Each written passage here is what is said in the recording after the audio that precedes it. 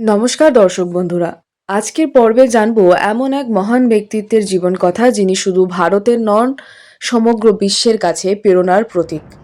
ভারতরত্ন ও বিশ্ব বরেণ্য বিজ্ঞানী ডক্টর এপিজে আব্দুল কালাম ১৯৩১ সালের ১৫ই অক্টোবর তামিলনাড়ুর রামেশ্বরমে জন্মগ্রহণ করেন।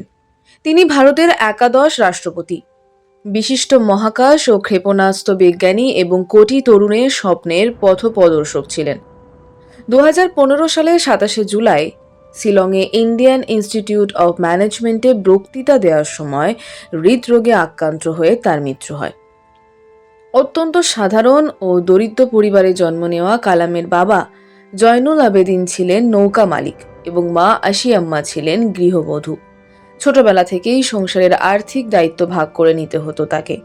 দ্বিতীয় বিশ্বযুদ্ধের সময় তিনি ভোরে উঠে পড়াশোনা করতেন। এরপর রেল স্টেশন থেকে চলন্ত ট্রেন থেকে ছুঁড়ে দেওয়া সংবাদপত্র সংগ্রহ করে শহরের বিভিন্ন বাড়িতে পৌঁছে দিতেন। কঠোর পরিশ্রম, শৃঙ্খলা ও অধ্যবসায় তার জীবনের মূল ভিত্তি হয়ে ওঠে। রামনাথপুরমে স্কুল থেকে পড়াশোনা শেষ করে তিনি তিরুচিরাপল্লী সেন্ট জোসেফস কলেজ থেকে ১৯৫৪ সালে পদার্থবিজ্ঞানে স্নাতক হন। পরে মাদ্রাস ইনস্টিটিউট অফ টেকনোলজিতে বিমান প্রযুক্তি নিয়ে পড়াশোনা করেন। সেখানে একটি গুরুত্বপূর্ণ প্রকল্প মাত্র ৩ দিনের মধ্যে সম্পূর্ণ করে তিনি শিক্ষকদের মুগ্ধ করেন। তার স্বপ্ন ছিল ভারতীয় বিমান বাহিনীর পাইলট হওয়া, কিন্তু মাত্র এক ধাপের ব্যবধানে সেই সুযোগ হাতছাড়া হয়। ব্যর্থতাকে তিনি সাফল্যের সোপান বানিয়ে বিজ্ঞান গবেষণার পথ বেছে নেন। ১৯৬০ সালে তিনি ডিআরডিওতে বিজ্ঞানী হিসেবে কর্মজীবন শুরু করেন। পরে ১৯৬৯ সালে ইসরোতে যোগ দিয়ে ভারতের প্রথম স্যাটেলাইট লঞ্চ ভেহিকল SLV-৩ এর প্রকল্প পরিচালক হন। তার নেতৃত্বে ১৯৮০ সালে রোহিণী উপগ্রহ সফলভাবে কক্ষপথে স্থাপিত হয়। তিনি ডক্টর বিক্রম সারাভাইয়ের অধীনেও কাজ করেন এবং নাসার গবেষণা কেন্দ্র পরিদর্শনের সুযোগ পান। পরবর্তীতে ভারতের সমন্বিত ক্ষেপণাস্ত্র কর্মসূচির নেতৃত্ব দিয়ে অগ্নি, পৃথিবী, আকাশ, ত্রিশূল ও নাগ ক্ষেপণাস্ত্র তৈরিতে গুরুত্বপূর্ণ ভূমিকা পালন করেন। এই অসামান্য অবদানের জন্য তিনি মিসাইল ম্যান অফ ইন্ডিয়া নামে পরিচিতি লাভ করেন। তিনি শুধু বিজ্ঞানী নন, একজন দূরদর্শী চিন্তাবিদও ছিলেন।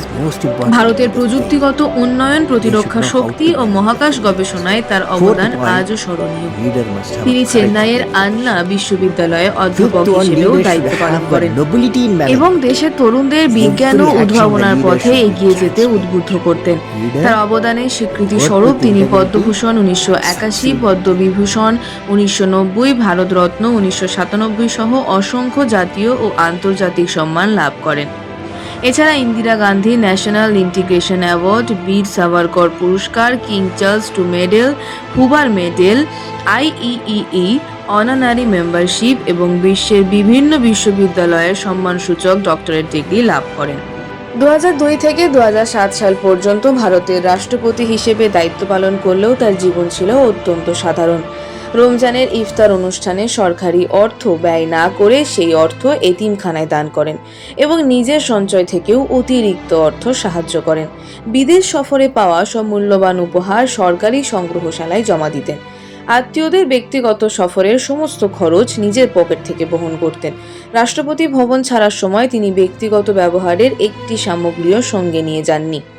তার সততা ও সরল জীবন আজও বিরল দৃষ্টান্ত। ডক্টর কালাম ছিলেন একজন অসাধারণ লেখক ও অনুপ্রেরণাদায়ক বক্তা।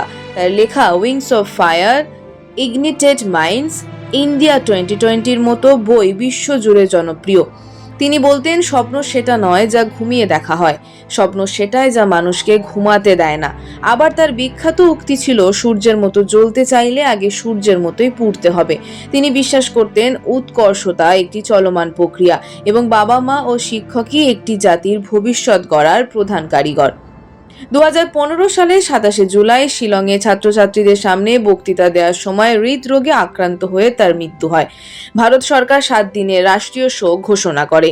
তার মরদেহ রাষ্ট্রীয় মর্যাদায় সমাহিত করা হয়। ভুটান, সিঙ্গাপুর, মালয়েশিয়া সহ বিশ্বের বহু দেশের রাষ্ট্রনেতা তার মৃত্যুতে গভীর শোক প্রকাশ করেন। ডক্টর এপিজে আব্দুল কালামের জীবন আমাদের শেখায়, দারিদ্র্য নয়, মানুষের ইচ্ছাশক্তি ও পরিশ্রমই তার প্রকৃত পরিচয়। একজন সংবাদপত্র বিক্রেতা থেকে ভারতের রাষ্ট্রপতি হওয়ার এই অসাধারণ যাত্রা প্রমাণ করে স্বপ্ন দেখার সাহস এবং সেই স্বপ্ন পূরণে নিরলস পরিশ্রম থাকলে অসম্ভবকেও সম্ভব করা যায়। তাই তিনি আজও কোটি মানুষের হৃদয়ে অনুপ্রেরণার এক অমর নাম।